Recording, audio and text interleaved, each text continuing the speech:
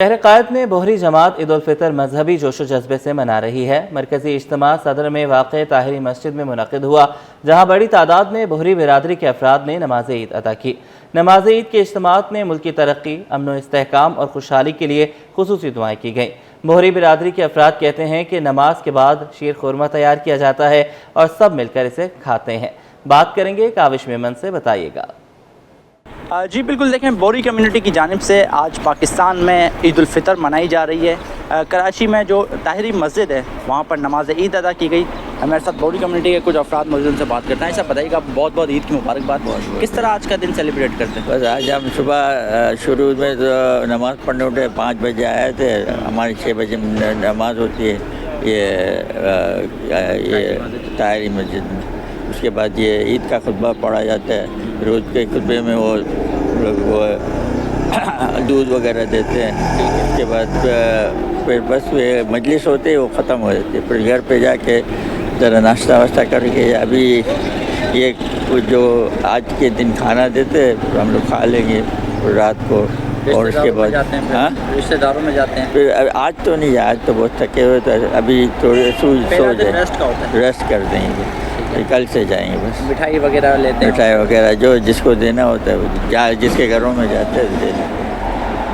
ठीक है, बिल्कुल। बोहरी कम्युनिटी पाकिस्तान में आज ईद उल फितर मना रही है। तो कहते हैं कि जो पहला दिन है वो है अपनी फैमिली के साथ स्पेंड करते हैं, रिश्तेदारों में नहीं जाते हैं और आराम करते हैं। सुबह नमाज़ पढ़ते हैं और फिर जो बाकी ईद के दिन है फिर मिठाई भी लेते हैं, फैमिली के साथ भी जाते हैं और अपने अजीज़ व अकारीब के साथ ईद की खुशियाँ सेलिब्रेट करते हैं। जी, परदेसियों की ईद मनाने के लिए आबाई इलाकों को वापसी। बस स्टैंड्स और रेलवे स्टेशन पर रश है। इंटरसिटी ट्रांसपोर्टर्स ईद की खुशियों के रंग फीका करने लगे, जबकि ट्रांसपोर्टर्स की मनमानियों के सामने मुसाफिर बेबस नजर आ रहे हैं। जबकि दूसरी तरफ ईद की खूब तैयारी जारी है। शहरियों की जमकर खरीदारी, महंगाई सब पर भारी। कोई जूते तो कोई पैंट शर्ट की तलाश में है, किसी को रंग बिरंगे चश्मे चाहिए तो किसी को चूड़ियाँ। वक्त कम है, मुकाबला सख्त है। बाजार में मौजूद हैं सलमान सलीम और बस अड्डे पर मौजूद हैं वसीम इफ्तिखार। सबसे पहले बात कर लेंगे सलमान सलीम से। सलमान, बताइएगा महंगाई कितनी है, रश कितना है, लोग मुतमईन हैं रेट से? बहुत शुक्रिया। देखें, ईद में एक रोज़ बाकी है और जो ईद की गहमा गहमी है वो तो शुरू से ही कराची की सड़कों के ऊपर जो है वो देखी जाती है। जैसे ही रमज़ान शुरू होता है तो शहरियों की जानिब से ख़रीदारी भी शुरू कर दी जाती है, और क्योंकि एक रोज़ बाकी है ईद में और मुकाबला जो है वो सख्त है।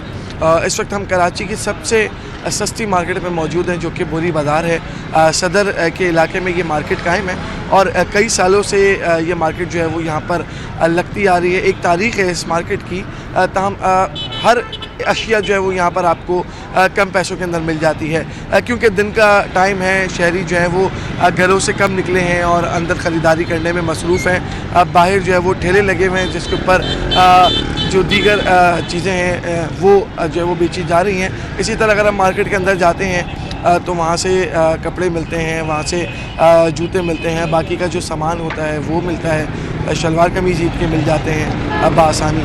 तमाम कराची की जो दीगर मार्केटें हैं उनको अगर हम लोग कंपैरेटिवली देखें तो ये कराची की जो है वो सस्ती तरीन मार्केटों में इसका शुमार होता है। और जो अतराफ़ के लोग हैं वो आते हैं यहाँ से शॉपिंग करने के लिए। साथ ही जो शहरी हैं उनकी जानिब से ये शिकायत भी सामने आती हैं कि महंगाई जो है वो बहुत ज़्यादा बढ़ चुकी है। पहले अगर एक शख्स की शॉपिंग 5,000 रुपये में हो जाती थी तो अब वो शॉपिंग 5,000 से बढ़ के 10 से 15,000 रुपये में जो है वो हो रही है। तमाम कपड़े हों, शलवार कमीज़ हों, चप्पल हो, जूते हों या कोई भी चीज़ हो, तमाम चीज़ों के ऊपर ही रेट जो है वो डबल से ट्रिपल हो चुके हैं। और क्योंकि हम ये देखते हैं कि जैसे ही ईद करीब आती है तो रेट ऑटोमेटिकली हाई हो जाते हैं। जो हमारे ताजिर हैं वो भी रेट हाई कर देते हैं, साथ ही जो शहरी हैं उनकी जानिब से भी जो है वो काफ़ी गुस्से का इज़हार किया जाता है इस बात के ऊपर। लेकिन क्या करें, ईद है और ईद के मौके के ऊपर तो नया जोड़ा बनाना जो है वो ज़रूरी है। इसीलिए शहरी इस वक्त अंदर मौजूद हैं और अपनी शॉपिंग कर रहे हैं। जी ठीक है सलमान, आप हमारे साथ ही मौजूद रहिए। ख़रीदारी तो जारी है लेकिन परदेसियों को अपने घर जाने की भी जल्दी है और टाइम बहुत चंद ही घंटे रह गए हैं। अगर आज रोयत हलाल कमेटी की जानिब से ऐलान हो जाता है तो कल ईद होगी। बस कुछ घंटे हैं ईद में, तो अब बात कर लेंगे वसीम इफ्तिखार से। वसीम, बताइएगा शहरी मुतमईन है और ये भी बताइएगा कि कितने किराए लिए जा रहे हैं, क्या बढ़ती किराए तो नहीं लिए जा रहे हैं?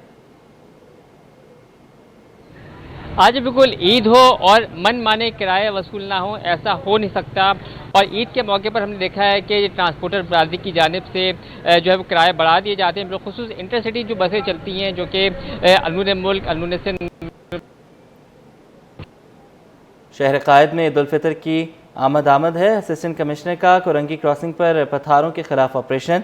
मोहम्मद हुसैन खुसो कहते हैं कि रमज़ानुल मुबारक के आखिरी अशरे में पथारों की तादाद ज़्यादा हो जाती है।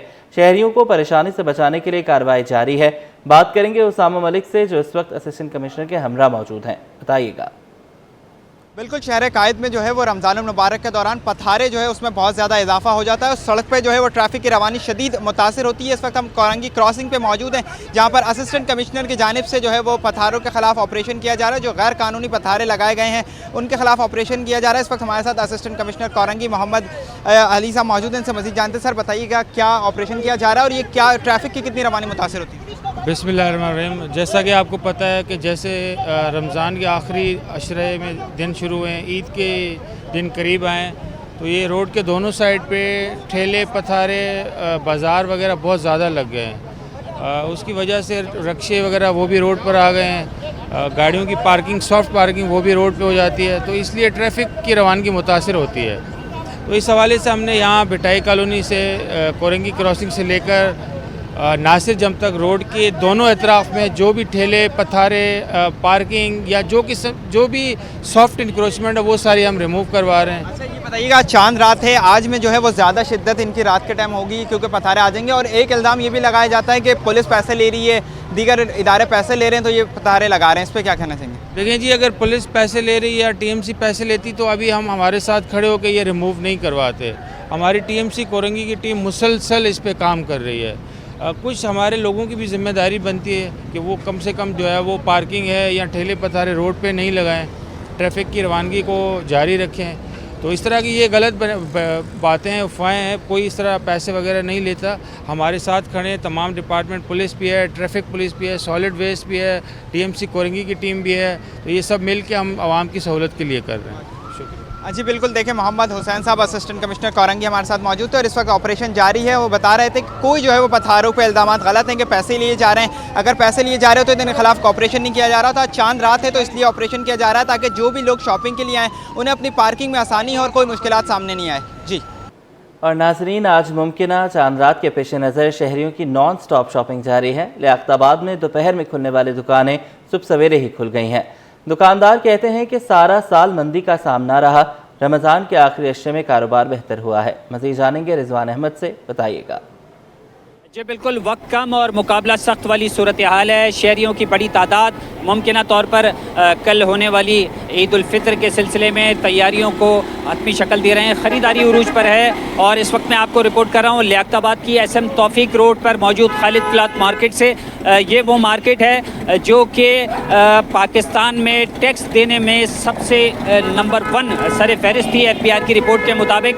और इस मार्केट की आम दिनों में जो ओपनिंग होती है वो दोपहर 12 बजे के बाद ही होती है, लेकिन चूँकि ईद का मौका है और मुमकिना तौर पर काउंटडाउन जो है वो शुरू हो चुका है ईद उल फितर की आमद का, तो इस हवाले से ये मार्केट जो है बेशतर हिस्सा रात भर इसमें ये जो है कारोबार जारी रहा। और जो दुकानें बंद भी हुई रात गए वो सुबह सवेरे ही खुल चुकी हैं। कस्टमर्स का भी बड़ी पैमाने पर यहाँ पर हम देख रहे हैं कि तादाद मौजूद है। हमारे साथ एक शहरी मौजूद है, इनसे बात करते हैं। क्या करने आए आप मार्केट? अस्सलाम वालेकुम जी, मैं थोड़ा घर का सामान रह गया था तो वो लेने आया हूँ। बहनों की चूड़ियाँ थी और अपनी चप्पल वगैरह थी, वो लेने के लिए आया हुआ हूँ। अच्छा, ये ख़रीदारी तो शुरू के दिनों में ही अक्सर लोग कर लेते हैं, आपको क्या ज़रूरत पड़ी कि चांद रात को आप आ रहे हैं? जी थोड़ा सा असल में सामान रह गया था बहनों का, उनको ला नहीं सकते, रश का दिन है। आज ये मार्केट जल्दी खुल जाती है और ये रात से ही खुली हुई तकरीबन, तो मैं जल्दी जल्दी सुबह बस काम निपटा के घर जाऊँगा। अच्छा ये बताएं कि इतने सारे शॉपिंग मॉल वगैरह भी बन गए हैं और ये मार्केट तो कदीम मार्केट है, लेकिन रश यहाँ पे दिखाई देता है, उसकी वजह क्या है? यहाँ पे रियायत बहुत है, चीज़ अच्छी मिल जाती है और रेट वगैरह बहुत मुनासिब होता है, दूसरी मार्केट। कहा यह जा रहा है कि यहाँ पे जो ठेले पथारे लगे हैं अगरचे वो तजावज़ात के ज़मरे में आते हैं, लेकिन गरीब परवर तबका जो है यहीं का रुख करता है, क्योंकि उनका कहना यह है कि यहाँ से जो ख़रीदारी है वो अर्ज़ा नरगों पर हो जाती है। एक ऐसे वक्त में जब शहर में शॉपिंग मॉल जो है उनकी भरमार हो चुकी है, लेकिन लियाकताबाद की ये कदीम मार्केट जो है बदस्तूर इसकी रौनकें उसी सूरत में मौजूद हैं और यहाँ पर सुबह सवेरे से ही जो है ख़रीदारों का रश दिखाई दे रहा है, जो बताया जा रहा है कि ईद की सुबह तक जो है वो जारी रहेगा। जी, ईद उल फितर कल होने का कवी इम्कान है। रोयत हलाल कमेटी और जोनल कमेटी का इजलास आज होगा। कराची में जोनल रोयत हलाल कमेटी का इजलास महकमा मौसमियात के दफ्तर में होगा। शवाल का चांद बासानी देखा जा सकेगा। गुरूब आफ्ताब के वक्त चांद की उम्र तकरीबन 27 घंटे होगी।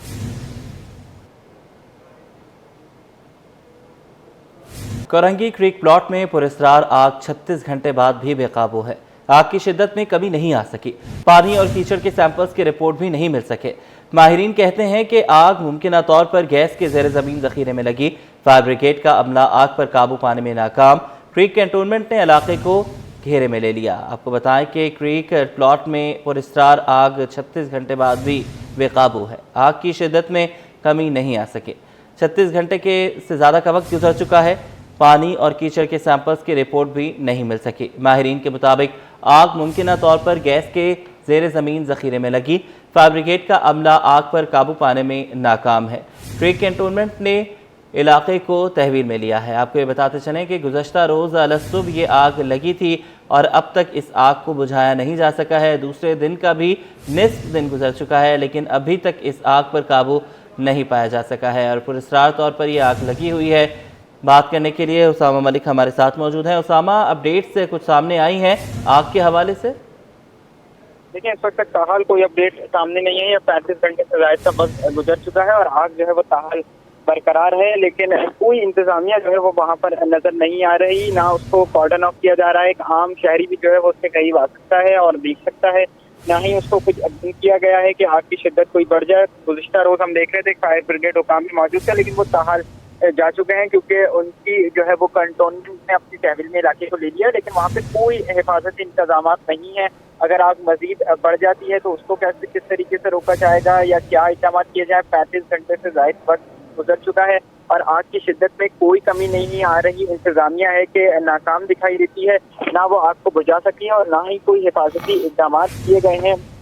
गुज़िश्ता रोज़ जो है वो मट्टी और आग के जो है वो सैंपल भी लेबॉर्ट्री भेजे गए थे, लेकिन उसकी भी ताहाल रिपोर्ट का कोई पता नहीं है कि उस रिपोर्ट का क्या हुआ, कब तक उसकी रिपोर्ट आएगी, आग का क्या पता चलेगा। अब तक कोई ना आग लगने की वजूहात पता चल सकी है, ना आग की गैस जो है वो पता चल सकी है कि आया ये कुदरती गैस है या कोई मीथेन गैस है या कोई कुदरती गैस के ज़खायर बरामद हुए हैं। कोई ऑफिशियल वर्जन जो है इस वक्त तक 35 घंटे गुजरने के बाद नहीं सामने आ सका है। इंतजामिया है कि बेबस नजर आती है और आग जो है वो उसी तरीके से बरकरार है जिसके रोज़े अव्वल की तरह इस वक्त भी 35 घंटे गुजरने के बाद भी बरकरार है। ठीक है, बहुत शुक्रिया आपने हमें अपडेट किया। कराची में आतिशज़दगी के 3 मुख्तलिफ वाक़यात। कोरंगी क्रॉसिंग के करीब पुरस्रार आग पर 36 घंटों के बाद भी काबू नहीं पाया जा सका। कोरंगी मुर्तज़ा चौरंगी में प्लास्टिक के गोदाम में आग लग गई। फायर एंड रेस्क्यू टीम ने आग पर काबू पाया। गुलिस्तान जौहर ब्लॉक 3A में लगने वाली आग बुझा दी गई। दुर्रे शहवार की रिपोर्ट। कोरंगी क्रॉसिंग के करीब पुरअसरार आग बेकाबू। कई घंटे गुजर जाने के बावजूद ताहाल काबू पाया ना जा सका। आग गैस लाइन में लगी या कुदरती ज़ख़ीरे में, इदारे भी हतमी नतीजे पर ना पहुंच सके। कोरंगी कंटोनमेंट बोर्ड और PPL की टीमें जाए वक़्वा पर मौजूद। पानी और रेत समेत मुख्तलिफ नमूने लेबॉर्ट्री भिजवा दिए गए। रेस्क्यू हुकाम के मुताबिक आग की नोयत जाने बगैर काबू पाना मुश्किल है। माहिरीन ने आग मुमकिन तौर पर गैस की ज़ेर ज़मीन छोटे ज़ख़ीरे में लगने का खदशा जाहिर किया है।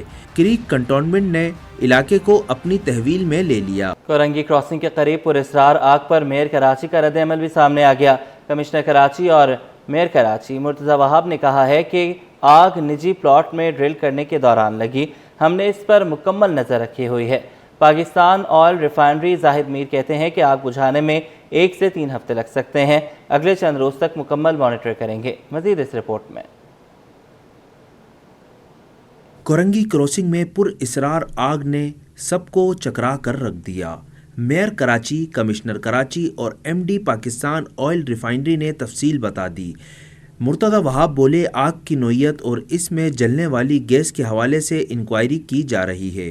कराची के इंफ्रास्ट्रक्चर को कोई नुकसान नहीं पहुंचा। इंतज़ामिया की नाकामी का तासुर बिल्कुल गलत है।